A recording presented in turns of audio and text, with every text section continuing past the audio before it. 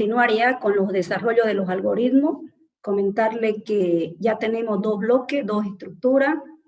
Tenemos la parte de la estructura secuencial, que las instrucciones van de forma sistemática para realizar las tareas. Luego tenemos la segunda estructura, que viene a ser la estructura de control, que se ha visualizado dos, la de estructura condicional simple, estructura condicional doble. Hoy vamos a ver la estructura condicional, pero múltiple, cuando usted seleccione un conjunto de opciones, más la estructura repetitiva. Eso es la clase de hoy. El día viernes anterior hubo la primera interacción en la plataforma. Eso significa que ustedes han hecho la tarea en el tiempo que tiene el periodo de clase. Siempre que se deje en la plataforma, que lo vamos a hacer una vez a la semana, es para que usted pueda hacer su trabajo desde las 10 en punto, miren, hasta las 11:30, horario de clase.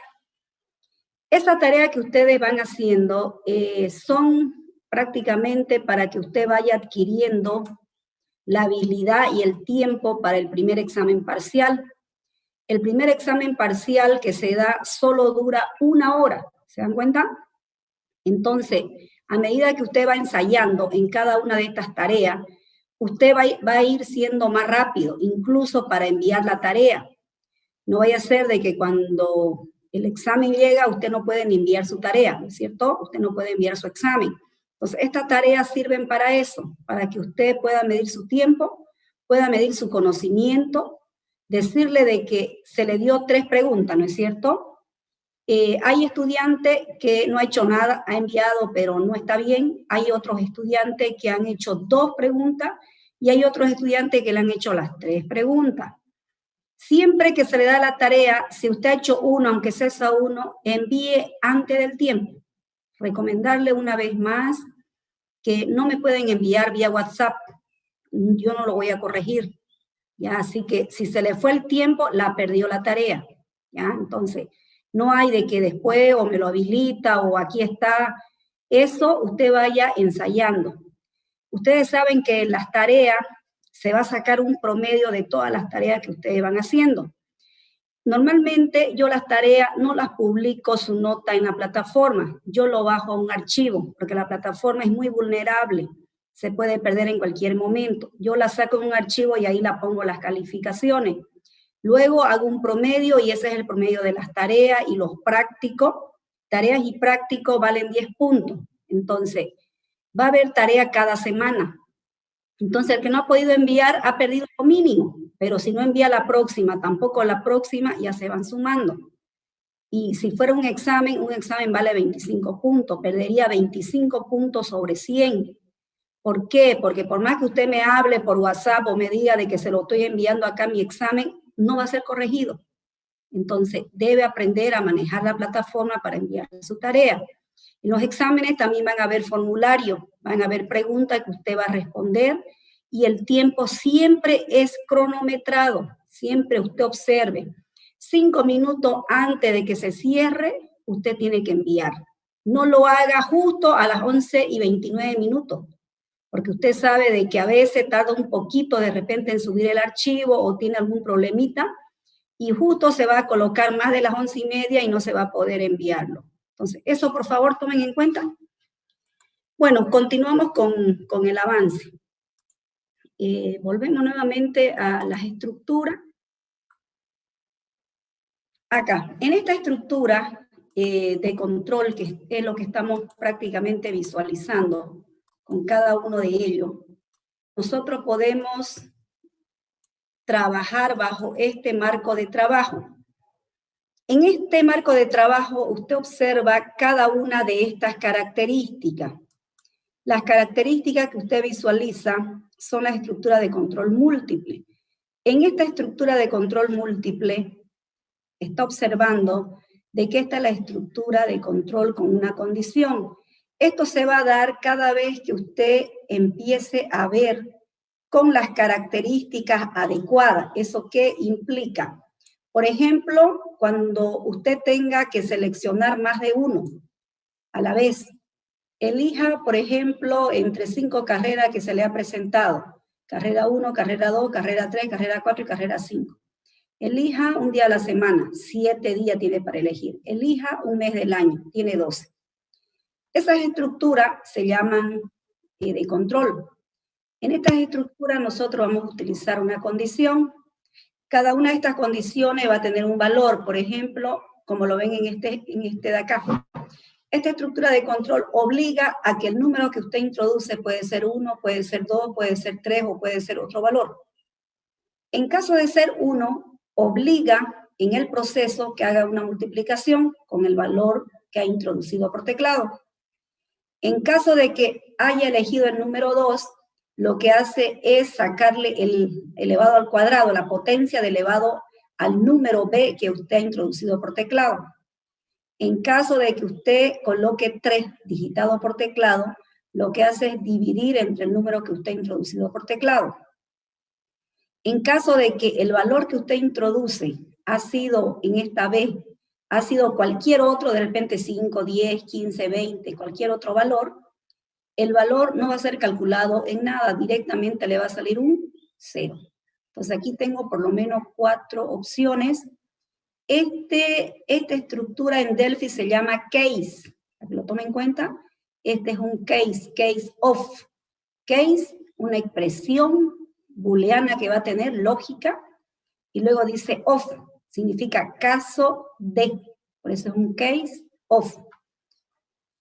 Ese sería como estructura de control múltiple. Por ejemplo, aquí nosotros vamos a valorar un nuevo ejercicio. Por ejemplo, yo tengo el salario o el sueldo de muchos empleados que trabajan en una empresa. En esta empresa yo tengo al menos 4 categorías. Tengo la categoría 1, 2, 3, 4.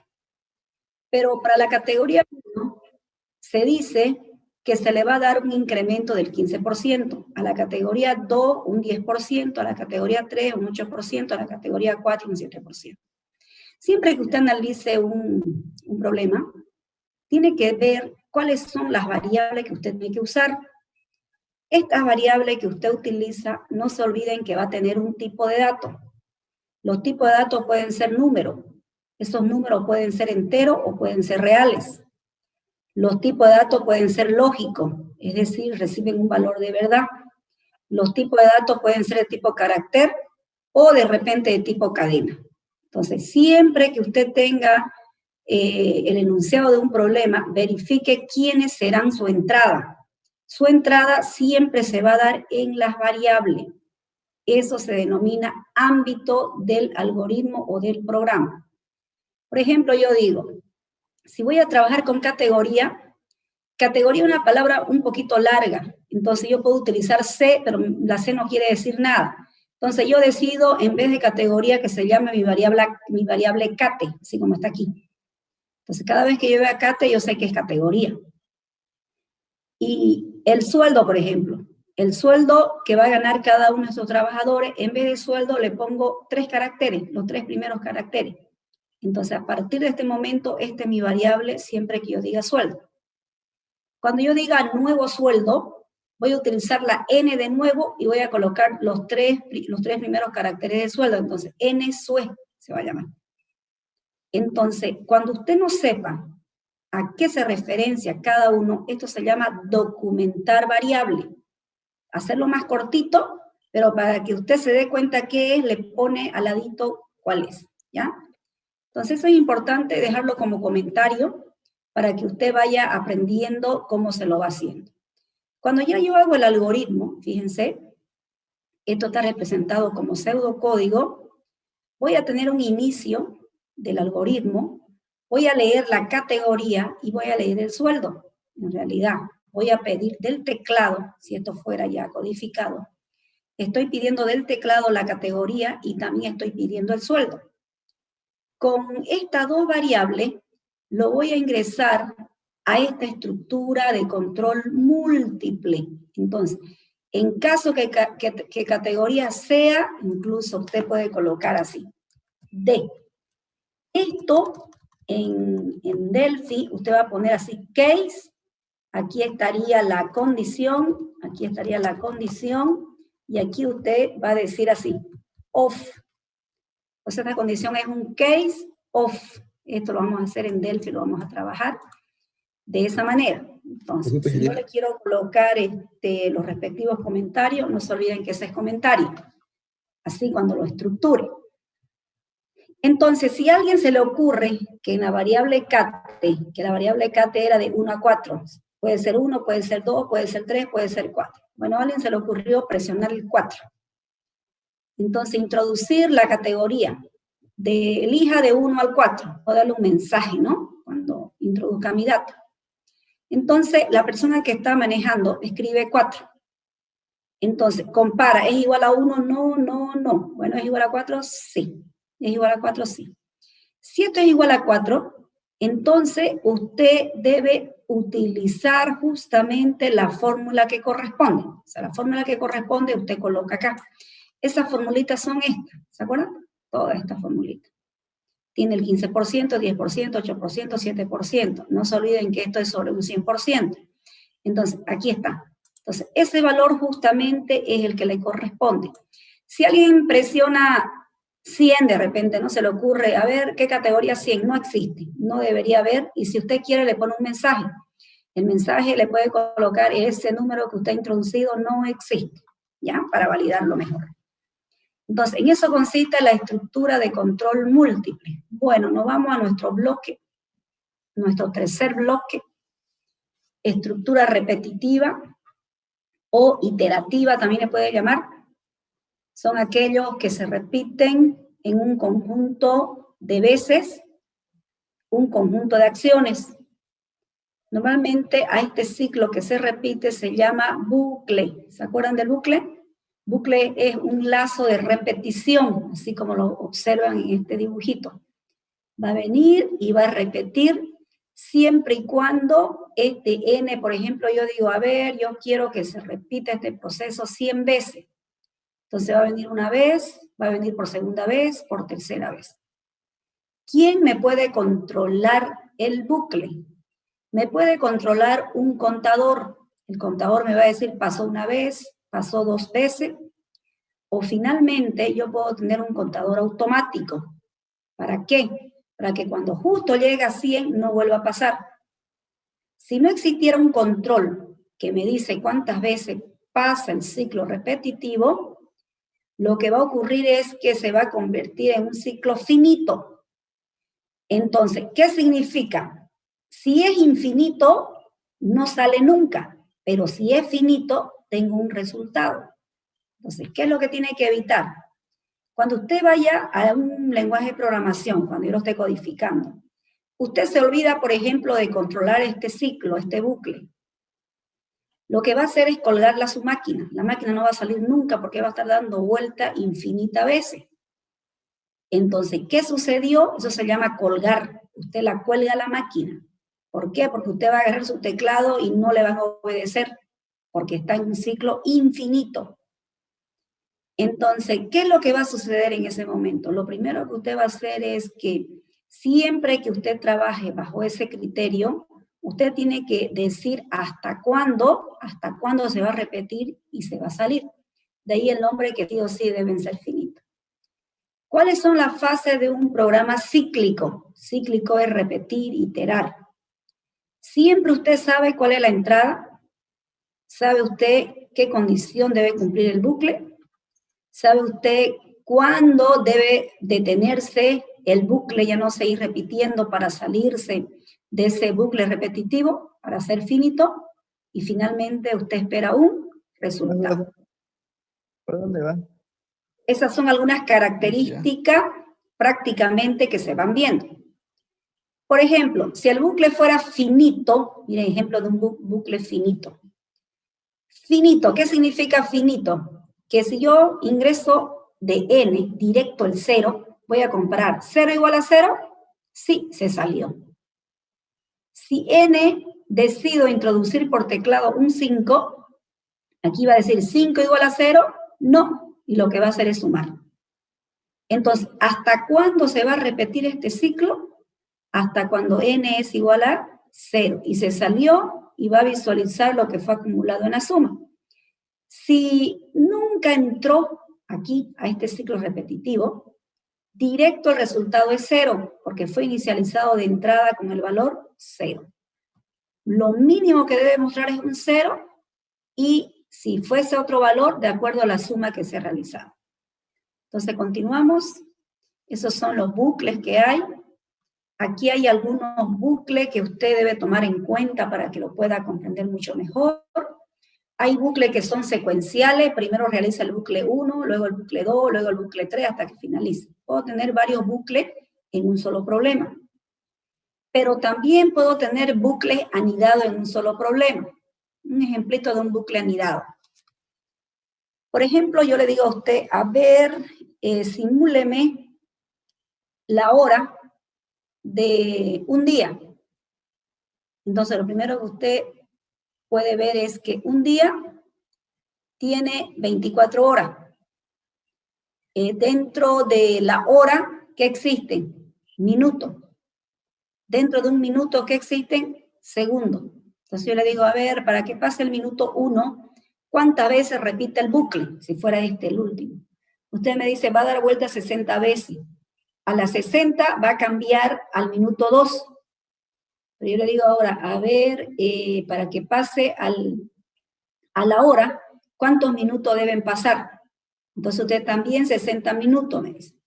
Y yo le digo, pero ¿cuántos segundos han pasado para llegar en una hora? Entonces usted va multiplicando y de pronto me dice que son 360 veces ha dado vuelta en segundos para llegar a la hora. O 3.600 segundos, ¿no? Entonces, cada uno de ellos cumple, fíjense, da vuelta, da vuelta, da vuelta, da vuelta. Cada vez que da vuelta, usted se da cuenta cuánto ha controlado. Entonces, el hecho de controlar, usted va a poder verificar y va a poder ver exactamente lo que se está en un momento dado trabajando. Entonces, esa situación es lo que nosotros vemos en un anidado. Un bucle primero, otro, es como una capa.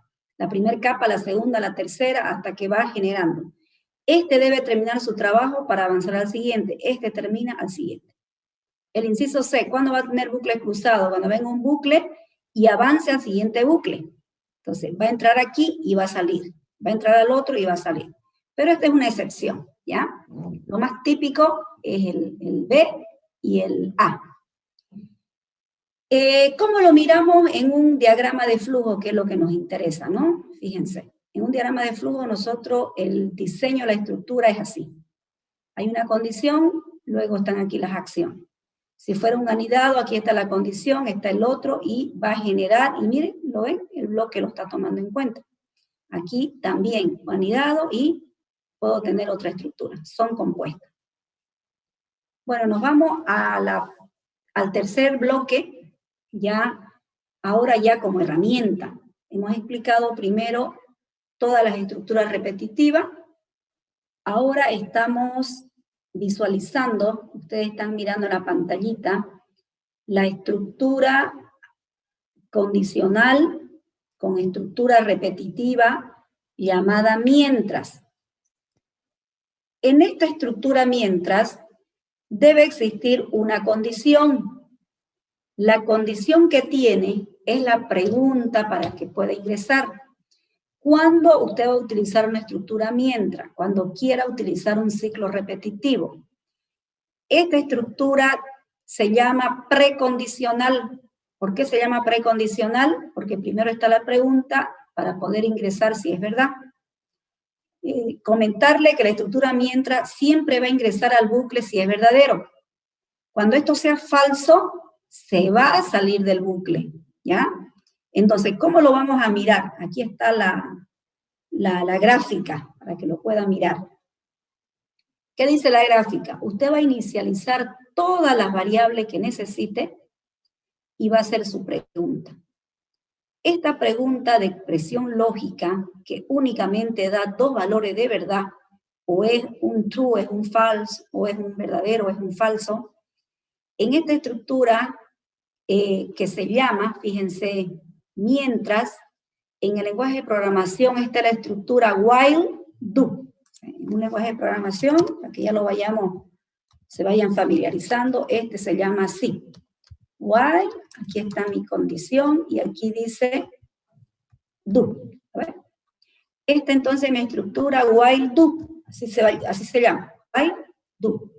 En esta estructura while do, dice mientras hacer, de ahí en español se llama mientras hacer, porque es un while do. Bueno, va a ser verdadero siempre y cuando cumpla esta expresión de aquí, que sea verdad. Usted va a realizar todas las acciones, pero hay un detallito. Esta estructura necesita un contador manual, por eso dice incrementar variable índice. ¿Qué es índice? Que me dice una vez, 2 veces, 3 veces, 4 veces, 5 veces. De pronto digo, quiero que se repita 5 veces. Llegó la 5ª vez, como tengo un índice que incrementa, ese índice es el que me controla. De pronto este índice ha incrementado en 6. Yo digo, 6 es menor o igual a 5, entonces usted dice sí o no. En este caso, no. Y se salió, interrumpió el ciclo. ¿Ven? Entonces, de esa manera, nosotros lo representamos en pseudocódigo así. Mientras tenga mi condición, haga. Con las acciones y digo fin mientras. Por favor, vamos apagando o quieren que lo silencie a todo. A ver, ¿quién tiene el micrófono encendido? Cristian. Christopher. A ver, por favor, su micrófono siempre apagado. No vamos a hacer como niños de primaria, silenciarlo a todo, que no tengan opción de hablar ustedes, porque es fácil silenciarlo. Entonces, por favor, no se olviden de que su micrófono estén apagado. Si ustedes quieren preguntar en cualquier momento, me pueden interrumpir, me dicen por favor o levantan su mano y me dicen de que quieren que le explique. Pero micrófonos así, por favor, ya, más cuidado. Ya, bueno, continuamos. Estamos entonces trabajando con la estructura repetitiva que se llama while. Entonces, cuando nosotros nos vamos a Delphi, este es mi while, ¿ven? Este es mi while, esta es mi condición y esta es mi acción. Entonces, yo tengo un while que va a tener un begin end, va a tener un begin end cuando esté en while, cuando yo este while lo tenga en Delphi. Pero como esto nada más está representado en inglés como pseudocódigo, aquí no se ve el inicio, que el inicio es mi begin, que va a ser después trabajado bajo ese tipo de criterio. Entonces, cada uno de ellos, que usted lo ve, por ejemplo, esta estructura mientras, con un ejemplito que yo lo visualizo aquí, fíjense lo que tiene. Lo único que va a hacer esta estructura es tener un sumador, que lo ven aquí que va sumando. Esta suma lo que va a hacer es multiplicar 2 veces el índice, este índice que ve hasta aquí como i, pero para que esta i esté como variable, yo tengo que saber su valor de inicio. ¿Se acuerdan que alguna vez hablamos de inicializar variable? Entonces, antes que yo someta a un bucle, debo saber yo cuál es su inicio. Entonces, ¿cuáles son las variables importantes en inicializar? La suma debe estar en 0. Partimos de 0 porque es una suma.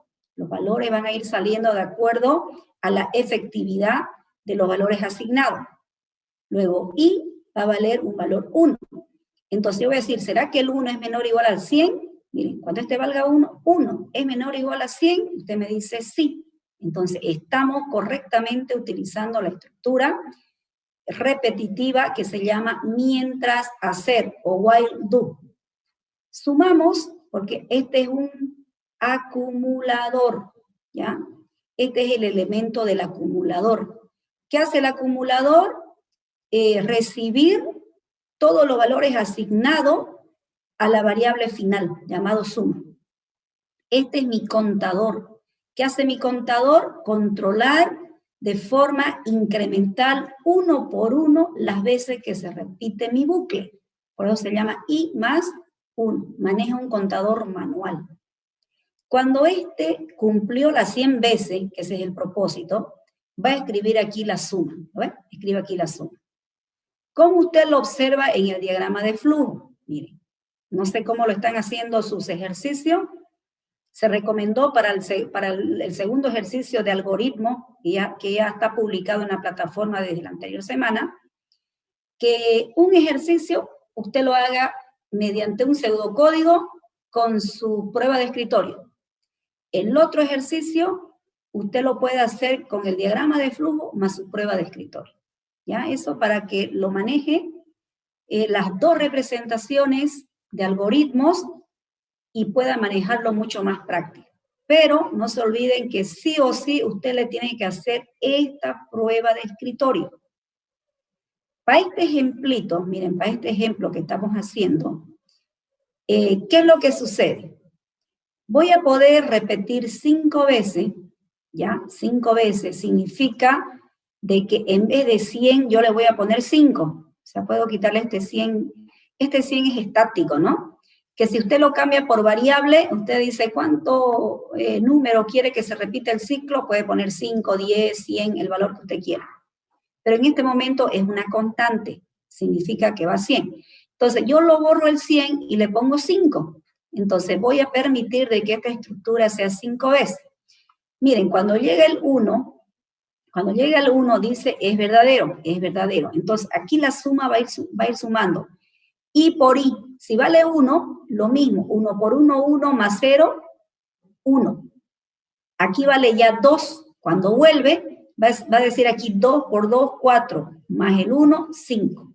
Y así sucesivamente. Al final, fíjense, al final, yo voy a poder observar la suma total después de las 5 veces. Eso significa que el resultado no lo voy a poder observar mientras no cumpla la condición. Cuando esta condición no se cumple, por eso es que aquí no lo mostré, ¿lo ven? Cuando esta condición, fíjense, sigue siendo verdad, todavía no imprimo en pantallita. Esto está guardado en la memoria del computador. Este es MDR, Register Data Memory, registro de datos de memoria. Entonces, al final, usted va a ver esto en la pantallita. Esto, mira la pantallita. Esto. Todo esto de acá, internamente ha trabajado en la memoria del computador. No se olvide que cuando yo hablo de memoria, hablo de algo volátil. Significa que está ahí presente mientras está ejecutado. Se sale usted, se pierden todos los resultados. ¿Por qué? Porque son de almacenamiento temporal. Que si usted lo almacenara esto en un disco duro, en un almacenamiento permanente, puede ser un flash o puede ser cualquier otro dispositivo, esto estaría el resultado que no se pierde, ¿no es cierto? Eso hacen ¿quiénes? Los registros, las bases de datos. Los datos son almacenados y las veces que usted quiere visualizarlo, lo que hace es leer y obtener el resultado y lo visualiza.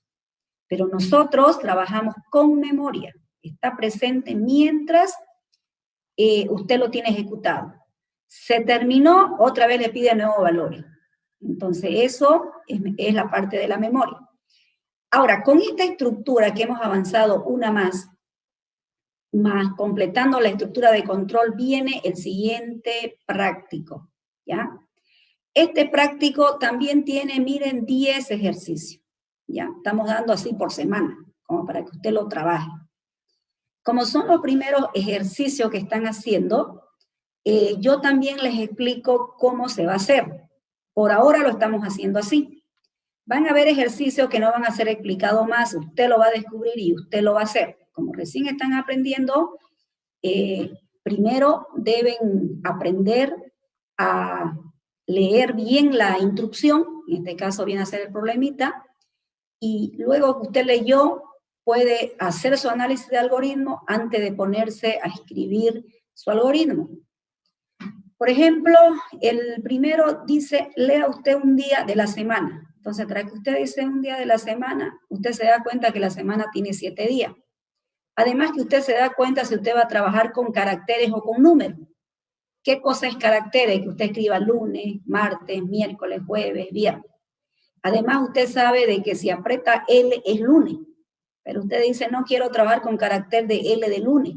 Quiero decir que cuando es 1, es lunes. Cuando es 2, es martes. Cuando es 3, es miércoles. Entonces se da cuenta que la variable que va a usar es un número entero, porque usted cuando llega a 7 va a ser domingo. Pero el que ha decidido trabajar con letra dice L lunes, M martes. M ya no puede ser miércoles. ¿Por qué? Porque pasa que 2M que usted tenga no va a saber si es martes o es miércoles. Entonces es un error. Entonces, para evitar eso, usted utilice cualquier otra letra. Por ejemplo, usted puede decir miércoles, puede utilizar la R, puede utilizar la A, de repente de Marte, si a Marte lo cambia, o en miércoles puedo utilizar la I, pero que sea L de lunes, M de Marte, I de miércoles, por decir, J de jueves, B, chica de viernes, y así sucesivamente. Pero a alguien se le ocurre escribir Z. Entonces, que salga un mensajecito y que diga, ese día no existe. O si usted decidió colocar del 1 al 7, usted dice número 20. Entonces, ese 20, ¿saben qué es lo que va a ocurrir? Va a decir, ese 20 no existe. ¿Por qué? Porque solamente dijiste del 1 al 7. ¿Ya? Entonces, eso habría que trabajarlo bajo ese esquema para que ustedes puedan mirarlo mucho mejor. Esto es estructura de control múltiple. Pregunta número 1. Vamos con la pregunta número 2. Imprimir el mes del año. Bueno, aquí quiero que me trabajen de la siguiente forma. Quiero que entiendan de que en un año tenemos 12 meses. Cuando usted escribe el número 1, que corresponde al mes de enero, porque eso es lo que dice acá, trabaje con el número de opción, estructura de control múltiple. Usted escribe 1 y sale enero, pero usted escribe 2, sale enero, perdón, primero. Usted escribe enero, pero le tiene que decir, ¿cuántos días tiene enero? 31 días. ¿Algún año enero cambió? Nunca. Entonces es fijo, ¿no es cierto? Tiene 31 días. Pero llega al mes de febrero. Febrero, ¿cuántos días tiene? 28 días. Pero ¿qué pasa si es bisiesto? 29 días, ¿no es cierto? Entonces, a ver, quiero que me entiendan acá. Cuando sea febrero, usted me va a hacer una pregunta, me va a decir si el año es bisiesto. Si el año es bisiesto, usted me tiene que decir que ese año, febrero, tiene 29 días. Pero si no es bisiesto, como el año que viene 21, que solo trae 28 días, entonces no puede salir 29 días. Entonces, si no es bisiesto, hay una estructura de control doble para que me controle si es o no bisiesto. Entonces me va a decir tiene 28 días. Es en el único caso que va a trabajar con esta estructura de control doble. Luego viene el mes número 3, que es marzo. Ya no pasa nada. Usted dice marzo, ¿cuántos días trae? 31. Abril, ¿cuántos días trae? 30. Eso va a tener una pregunta de 12. Pero necesito que me visualicen los días que tiene cada mes, con la excepción de febrero, que va a visualizar si es bisiesto. Pero alguien dice, imprime el número 15. Dice digitar los meses del año, escribe 15.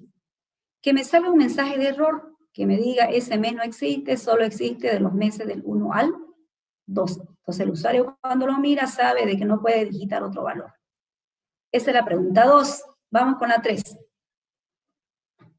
Mostrar, dice, los n primeros números naturales. Bueno, los naturales, como ustedes saben, son todos aquellos mayores a 0. No hay números negativos. Son solamente los enteros positivos. Esto viene del universo de los números.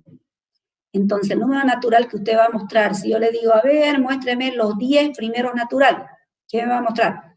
El 1, el 2, el 3, el 4, el 5, el 6, el 7, 8, 9, 10. ¿Por qué? Porque son los primeros n naturales. Sobre estos naturales, que es la pregunta 4, súmelo.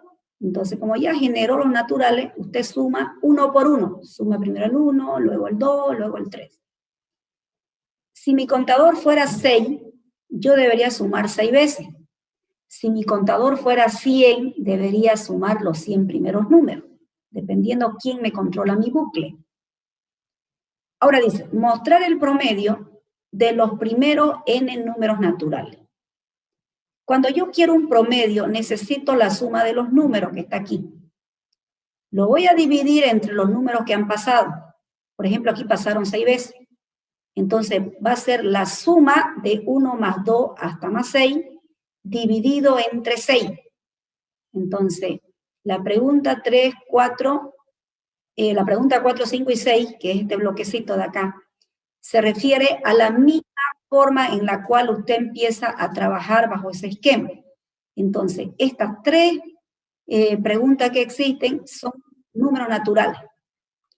Puros números naturales, con números enteros. ¿Qué significa entero? Que cuando usted se vaya a un lenguaje va a decir de que es un integer, es un small int, es de repente un byte, un word, un long int.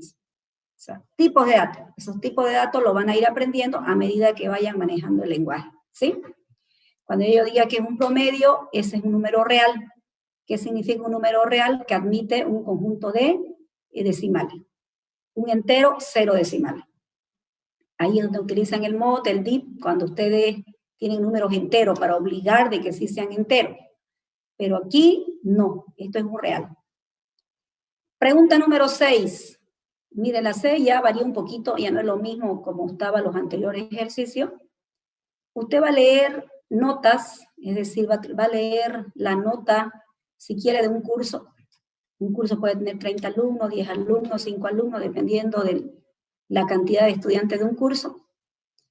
Y lo único que quiero que me muestre es su promedio. Por ejemplo, yo digo, la nota del primer alumno, 100. La nota del segundo alumno, 50, van 150. La tercera nota de la siguiente persona, por ejemplo, 80. ¿Cómo usted sabe su promedio? 100 más 50 más 80 dividido entre 3. Entonces, trabajamos sobre la misma lógica para que ustedes puedan hacer. Pregunta número 7. Debo mostrar la suma de los primeros n números pares. Aquí no quiero que utilicen dip y mod, porque cuando es par, dip y mod, usted sabe quiénes son pares y quiénes son impares. No se trata de eso en este momento, la pregunta 7. Se trata de que usted pueda generar de una manera mucho más automática. Significa, por ejemplo, si usted toma la tabla de multiplicar del 2, sale automáticamente con el criterio de 2 por 1, 2, 2 por 2, 4, 2 por 3, 6 y así sucesivamente. Si usted decide utilizar la sistemática de que pueda avanzar esto sumando más 2, entonces usted el par lo inicia en 2, más 2, 4, más 2, 6, más 2, 8. ¿Qué le quiero decir con esto? Que usted lo puede solucionar mediante la multiplicación del 2 o únicamente sumando más 2. Cualquiera es válido porque llegamos al resultado que esperamos. ¿Qué me va a visualizar? Un resultado. ¿Cuál es el resultado? La suma de los pares. Ahora, vamos con la siguiente pregunta, la 8. Dado n notas, o sea, estas notas ya pertenecen a un solo estudiante, ya no es un curso. Por ejemplo, usted lleva 5 materias y alguna vez usted va a tener ya la nota de sus 5 materias. Cuando finalice el semestre, usted va a tener ya las notas de sus 5 materias que está llevando. Si usted retiró una, va a tener 4. Si se retira 2, va a tener 3. Porque no puede retirar más. En un semestre solo pueden retirar hasta 2 materias. Entonces, de un solo alumno, quiero saber su nota final, ¿sí, no? No las notas que hay por materia, nota final. Por ejemplo, usted me dice que llevó 5 materias, un estudiante. Y digo, ¿cuántas notas tiene reprobada? Entonces yo voy a tener una pregunta, voy a hacer una pregunta, si la nota está aprobada. ¿Cómo hago la pregunta? Voy a decir yo, ¿será que la nota es mayor o igual a 51? O en otros casos puedo decir, ¿será que la nota es mayor que 50? O sea, para poder validarlo. En caso de que esa nota sea menor que 50, es reprobado. Aquellos que sean mayores o iguales a 51 están aprobados. Y aquí, en el C y en el D, quiero 3 promedios. En mi primer promedio, ¿cuál es su promedio del primer semestre? Le digo, entonces usted me dice, en la primera materia, 80. En la segunda materia tengo 51. En la tercera materia tengo 90. En la otra saqué 40. Entonces, de pronto, su promedio de repente da un 72, por decir. Pero de todo, ¿no? Pero luego yo le digo, a ver, ¿cuál es el promedio de su nota aprobada y cuál es el promedio de su nota reprobada? Si usted tenía un solo 40, el promedio de reprobado es 40. Si usted tenía, por ejemplo, 100 en la primera nota y 80 en la segunda, 180 dividido entre 2, porque lo va a dividir solo en lo que aprobaron, entonces me va a decir usted, el promedio de aprobado es 90 y el promedio de reprobado es 40. Entonces, fíjense, en un solo ejercicio, no es que me van a hacer uno para A, otro para B, no. Un solo algoritmo me responde el inciso A, B, C y D. Uno solo. Va a ser más larguito, pero la misma nota sirve para todos los incisos que pide de pregunta. Bueno, ya estamos finalizando. Pregunta número 9. Hacer un programa que permita calcular la cuenta que usted tiene que pagar en un restaurante. ¿Eso qué significa? Por ejemplo, tiene varias opciones. La persona tiene varias opciones. Es como un almuerzo que usted ve un menú y ve todos los precios. Estoy trabajando con cantidades bien bajas, porque la idea es aquí la interpretación lógica. Por ejemplo, tiene 4 opciones a elegir. Puede elegir, por ejemplo, si elige una sopa, le cuesta 5 bolivianos. Si elige una entrada, le va a costar 2 bolivianos. De pronto, llegó la primera persona, yo lo puedo hacer incluso con un bucle y dar una prueba de escritorio con varias personas, ¿sí? Por ejemplo, la persona 1 viene y consume un segundo y un refresco. Entonces, le va a salir 18 bolivianos. Una segunda persona quiere una sopa, quiere un segundo y quiere un refresco y quiere un postre. Entonces, no le va a salir 18. Usted va a sumar y le va a salir otro. Y así sucesivamente estas combinaciones, usted va a ir generando cada uno de ellos. Esa es la pregunta número 9. La pregunta número 10, la última. Solo son 10 preguntas. Debo introducir muchos números por teclado y debo mostrar de esos números introducidos por teclado cuántos son números pares y cuántos fueron impares. Entonces yo digo, a ver, digite cuántos números usted quiere introducir el teclado. Entonces alguien dice 5 números, yo quiero 5 números. ¿Cuál será mi primer número que voy a introducir? Mi primer número es el 3. Ese 3 que he introducido, verifico. Aquí sí que tengo que utilizar el mod. Entonces voy a decir, número mod 2 igual a 0. Si es igual a 0, es un par. Si es diferente de 0, ¿qué es? Un impar. A ver el ejemplito del 3. 3 dividido entre 2, 1, ¿no? 1 por 2, 2. ¿Cuánto le quedó al 3? 1. Entonces, si el residuo me queda distinto de 0, se trata de un impar. Lo mismo voy a hacer con mi segundo número hasta llegar a mi quinto número, que será el 4. Este 5 que está aquí significa 1, 2, 3, 4, 5 números. Con cada numerito voy a trabajar con los operadores mod para poder saber si es par o impar.